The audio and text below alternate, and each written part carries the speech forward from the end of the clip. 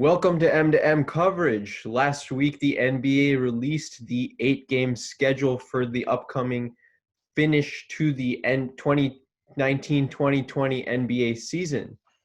Now, the Pelicans have the easiest remaining schedule, with the Miami Heat having the toughest remaining schedule. So we are joined today by Jonathan Bulnes, Miami Heat superfan. You can see him representing his team. Kevin and Geoffrey, as always. We're going to react to the schedule. Let's get to Johnny first on this one. How do you think your Miami Heat are going to fare in the remainder of the 8 games and the playoffs in the NBA season? Man, I feel great, honestly. I mean, I know we have the toughest schedule. Nuggets, Raptors, Celtics, Bucks, Suns, Pacers, Thunder. But I think during the regular season, we've played well against most of these teams. Besides the Celtics, that's a team that, we've always been really afraid of because how to beat them and the key. But I honestly think we can come out of the East. And I think it's ridiculous how people just don't think the Miami Heat have a chance at winning the NBA final this year. Yeah, for sure. Including Josh. Get the hell out of here. I like the Heat. I think small ball works for them. You got Jimmy Butler, you got Tyler Hero and the boys, Kendrick Nunn. Duncan Robinson is automatic from 3. Yes, I like the team. I think they're the only team that's beaten the Bucks more than once, right? Correct. Yes, we're 2-0 against the Bucks. We've held Giannis to 16 points over both games. Bam Adebayo, he locks down Giannis. He's held him to 16 points, like I said. Chris Middleton, we've held him to 14 points a game between those 2 games. So I think we have a great chance. I really do. Yeah, and Bam was our most improved players for some of our analysts here. Yes, definitely most improved. Yeah, I definitely think. I think our whole squad has recognition. I think in Goran Dragic we have the 6th man of the year. In Kendrick Nunn we have the Rookie of the Year. In Jimmy Butler we have the MVP, and in Bam we have the most improved. What? Okay. What are you smoking? Jesus Christ. Dragic 6th man. What the hell? Dragic is averaging 16 points, 3 rebounds, and 5 assists. What about Dennis Schroeder? Dennis Schroeder has been one of the best 6 men this year. And I agree. Dennis Schroeder played a huge part in the Oklahoma City Thunder's squad and their resurgence this year. Yeah, but without Gallinari and without I think the Rookie of the Year is undoubtedly Ja Morant. Yeah. I think he's Ja. Gotta have Ja. Kendrick Nunn is nowhere near the conversation. That's probably the one I could probably be leaning on. But the fact that Kendrick Nunn isn't even in top 3 recognition is ridiculous. He's an undrafted free agent. He averaging 16, 3, and 4. Those are good numbers. Top three is fair because you have Ja and Zion, but Kendrick Nunn is right there. He's undrafted. That speaks for itself. You have to overcome more as an undrafted player. I think he deserves some type of recognition. I mean the Rookie of the Year is a popularity thing, man. All right, well let's get to Kevin and Geoffrey's actual takes on this. Geoffrey, do you want to go first on what you think of the Miami Heat? I know you're severely against them. Sure, why not? I'm tired of hearing the Miami Heat are a dark horse team. They're not. They're pretenders. All right, first of all, this team is extremely young. Other than Jimmy Butler, no one has been to the playoffs. Bam Adebayo is his 3rd year. He hasn't played as a starter in the last 2 years. Then there's Kendrick Nunn, it's his rookie year. Tyler Hero is his rookie year. Duncan Robinson, he played a few minutes last year, but he didn't play significant minutes till this year. And second of all, I think you forget how bad the Miami Heat were before the season ended. Let me remind you. They lost to the Cavs. They lost to the Hawks. They lost to the Timberwolves. They lost to the Pelicans. They lost to Hornets. They lost to Kings. They lost to Trailblazers. Okay. You can't expect a team to win every game. You forgot about the big trade we made. Okay, no. But Geoffrey, this is not the NFL. This is the NBA. A lot of good teams have bad nights and lose to bad teams. The Pelicans lost to the Timberwolves. The Pelicans lost to the Warriors, and you said the Pelicans are easily going to go 7-1. So where's your consistent logic here? You got to have consistency in your logic. All right. First of all, the Pelicans didn't lose to these teams, but then the Miami Heat lost them in a row. Yeah, they lost them in a row. And one of the other things, when they lost those teams, it wasn't at home. It was at road. They're 14 and 19 on road. All right. They're 25 and 5, 22 and 5 at home, I think. Wait. And guess what? Let me stop you there. They're playing in a bubble. There's no fans. Going on the road here does not matter. They're all in the same location. Exactly. Neutral. Exactly. There's no fan noise. That's going to be a big problem. There's no extensive travel. That's going to be a big problem. They're all going to be in the same location for 2 months. Exactly. Miami has a huge advantage at home. But they don't have any home advantage now.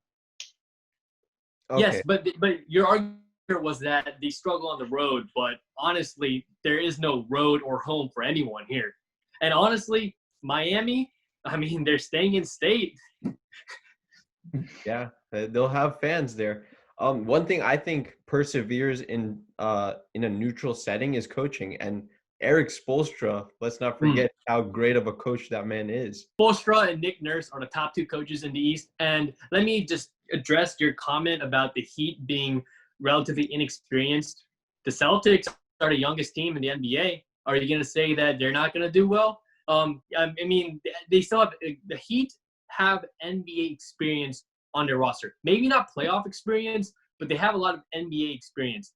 And like you said, I mean, I don't think age is a huge factor here. I think coaching plays a big factor in kind of addressing the concerns of inexperience and how to deal with it. And honestly, every single NBA team here is going to be rusty. Let's not forget that. And you said on Twitter that the Heat are going to go 2-6. That's not realistic at all. Yeah, that's ridiculous, man. So Johnny, what's your prediction? 5-3, 6-2. What do you think they'll go in the 8 games? I'm gonna be realistic, man. I'm not gonna say 8-0. Looking at the schedule right here, I'll say 5-3. I'll say 5-3. So realistic. Get out of here. Yeah, I'll say a lot. Yes. Another thing to talk about is that we always catch Boston on a back-to-back. We always catch Boston every season, okay? So we're 0-2 against them this season. I think we catch L's to Denver, Boston, and one of the Pacers games. Other than that, I think we'll be straight. Sounds good. What about the Bucks? You play the Bucks?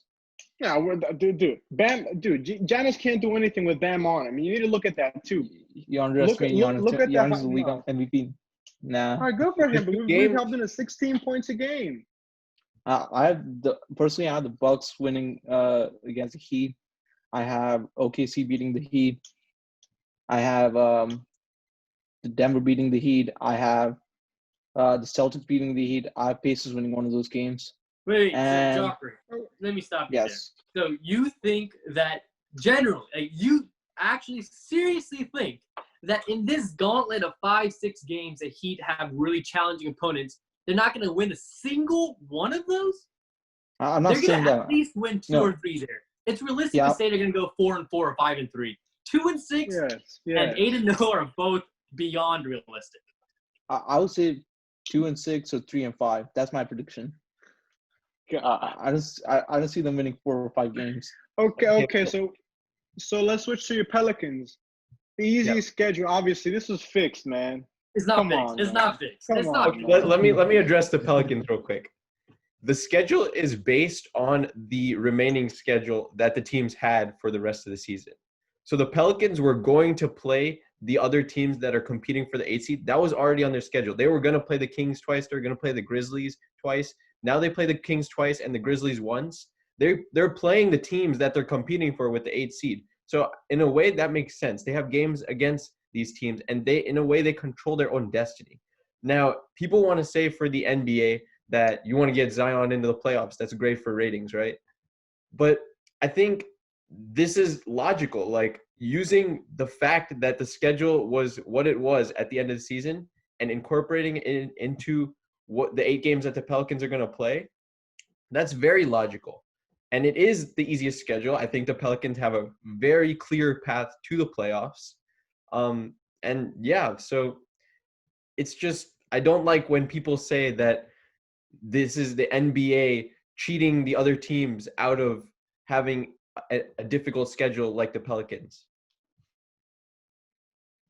I mean, okay, that's something that can be respected. I mean, how many games are the Pelicans behind? They are 3.5. 3.5, I believe. Three Tied and with a half. the Blazers. Yeah, man. Hey, man, I'm gonna be honest. That round one Lakers Pelicans would be. People would like to watch that. Yeah, man. We would love to watch that. To be honest. And just adding on to Serge's point, there are some fair concerns, for example, from Blazers fans, where they didn't necessarily have the hardest schedule, but then they got one of the toughest ones in the bubble. But honestly, the league did their best to accommodate according to your schedule. Everyone loves to say the NBA is rigged. Maybe that has some credence behind it if you want to go to how they designed how the league will come back and how many teams they want to bring back. But ultimately, I mean, the schedule itself is extremely fair. I mean, I guess since the Pelicans don't have any back-to-back games, that can be a reasonable argument. But the games themselves are based on the schedule, and they're playing the teams that they're contending with for that 8th seed, 9th seed. So these teams should be happy that the Pelicans are under schedule, so they have a chance to leapfrog the Pelicans. I don't know why they're complaining. All right. Yep. Yeah. That's understandable, man. But I like the fact that what you say makes sense. Unlike Geoffrey here, that just talks and talks and talks, and there's no reasoning. And he's just, sounds like a. All right. Well, let's move on to like a couple of the teams that we didn't necessarily mention. Let's move on to like the seeding in the Eastern Conference, because I don't think the Wizards are going to leapfrog in, but I think they can get within 4 games of the 8th seed. They're 5.5 games behind right now. So there might be a little bit of play-in tournament for the 8th seed in the East, but otherwise it's all about the seeding, right? It's all about the Pacers, the Raptors, teams in that 2 to 6 range. What teams are you looking at in the East in that range? What teams do you think can use the seeding to their advantage and use the schedule to their advantage? Let's start with Kevin. Yeah, I think one really underrated team are the Toronto Raptors. People forget that they are the defending champions, and that they have Nick Nurse, who's I would say is a top 2 coach in the East. And obviously, when you look at the East, you look at those top 4 teams, right? Well, other than the Bucks, you look at the Raptors, you look at the Heat, and you look at even the Pacers included, right? They're very close to each other. Honestly, I think this is at the point where you just want to avoid the Bucks as much as you can down the line. The Bucks, they were fantastic throughout the whole year. I know the Heat had their number, but playoffs and regular season is different. And I don't think that Bam and Jimmy Butler can shut down Giannis for long. Giannis, when unleashed, I mean, Giannis is here with redemption, right? Last year he was knocked out by Kawhi after having, again, best regular season team. So now Giannis's legacy might be regular season GOAT, not a playoff GOAT. So he needs to step up in the playoffs. So a lot of teams, I would be scared of the Bucks. So I think a lot of teams are going to take this the schedule seriously, and this is a chance for to get your players back in rhythm. But you got to avoid the Bucks as much as you can because they're here with a mission. Yeah, let's move on to Johnny. Kevin mentioned the Raptors. Johnny, what team are you most scared of in the East besides the Bucks as a Heat fan? Boston, man. Boston is really one that I find tough. The young core, for example, Jason Tatum, Jaylen Brown, Kemba's there too. I mean, they're a very good squad, and we really have trouble beating them. I'm gonna be honest with you. One team that I haven't heard a lot of noise about, including we haven't talked about, is Philly. Philly has a good team. I mean, but what do you guys think about Philly and how they can make a playoff push? Yeah, so I'm gonna respond to that. I think Philly is very talented. You have 2 All-Stars, Ben Simmons and Joel Embiid. A lot of people were predicting this team to come out of the East this year. And on paper, it looks great, right? But they just haven't been the regular season. They haven't been consistent in the regular season. They drop games that they shouldn't drop. And I think, who's the Philadelphia 76ers head coach? Brett Brown? Yeah. So I think he is a an average coach. I think if they had a slightly better coach, they might have done better. But I just think Philadelphia is a disappointment in a way. With all the talent they have, they should be higher up in those seeds. And Joel Embiid really needs to take it upon himself. Like last year, they lost to Kawhi on a buzzer beater. They could have easily been in the Eastern Conference Finals. I think this team is a disappointment, and I want to see improvement out of them, but I don't think this year they can get past the conference finals, or that would be wishful thinking for Philadelphia to get to the conference finals. Yeah. Speaking about disappointment, I've been seeing all these Giannis to Miami 2021, and that's been something that we've been pitching for a long time, just for tank for Tua in the Dolphins. If Giannis does not win this season, next season he is ours. We have no state income tax. We have a fantastic, GM and Pat Riley, a legend. Johnny, I'm telling you right now. That's not happening. Come on. Why? Why not? What is stopping you from? Giannis said that he's not leaving Milwaukee till he wins a ring. That's one thing. And my other team would be the Warriors. I feel like he would rather go to the Warriors than the Heat. They already have Steph Curry. They already have Klay Thompson. They're going to have a number 1 overall pick. They actually have capital to trade for him if they want to. And Giannis in Warriors would be deadly. I disagree with both of y'all. I mean, think about the narrative. Giannis, if he doesn't win a championship with possibly the best regular season team in a long time since the Warriors, and then he's going to go play with Steph and Klay, he's going to follow a KD snake route. Exactly. Yeah, do you think he wants to be called a snake? I don't think so. I think he's going to stay in Milwaukee and try to get a championship in Milwaukee. Milwaukee is a small market team, and don't forget, I think the NBA has been trying to promote their small market teams. Look at New Orleans, look at Memphis. They tried to change the lottery so that it's fair, and now these small market teams have big players like Zion Williamson and John Morant. They want more balance. So for a player like Giannis to go to a big market team, that sets off an imbalance in the NBA. No one wants that, really. And I just want to go back to your point about Philly.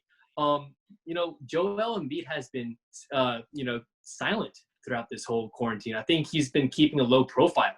So I think he's focused. I know that he knows narratives about the Philadelphia 76ers. And I know that generally people looked at them as a disappointing team this year. Think about it. The 76ers used to be one of the worst teams in the NBA. Now they're saying that being a mid-tier seeded team in the East is a disappointment. Embiid knows that he's a star player, and he knows that he can carry this team. I think that him keeping a low profile shows his maturity. And we saw his passion last year after at Kawhi Leonard's buzzer beater. We saw him crying. That's true passion. I see some good basketball coming from him in the future.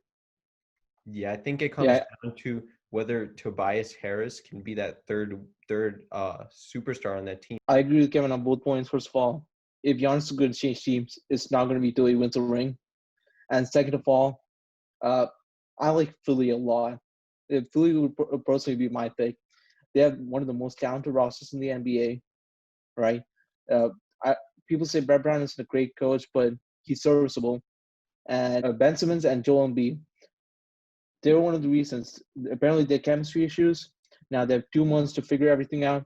And people say Ben Simmons can shoot, but Philadelphia traded for a bunch of shooters before the season ended. They traded for shooters. I feel they surrounded shooters around Ben Simmons, and I feel like Philly or a dark horse team to make it out of the Eastern Conference. Yeah, I forgot to mention the thing that I think of when I think of the 76ers is that TikTok with the avatar, Earth, Fire, Water, and Air, and they show Ben Simmons as air, which is it's just so funny to me. They show like James Harden with water, Steph Curry with fire. That's the main thing I want Ben Simmons to improve on. And everybody wants him to get a jump shot. I think if he had a jump shot, this team would be way up higher in the rankings. We mentioned it so many times. I feel like it's a cliche now. It's so overused. But Ben Simmons, he really needs a jump shot in order to take this team to the next level. Definitely. I think it's important to look at Indiana too. Oladipo's coming back. That's gonna definitely. that's gonna be big. I'm not sure, how healthy he'll be, how he'll perform, but that's something to look at as well. Yeah, definitely. Indiana, they were a pretty good team with Sabonis and Bogdanovic, and now if Oladipo comes back, they're going to be a team to watch. I don't see them making out of the Eastern Conference, but they're going to be a competitive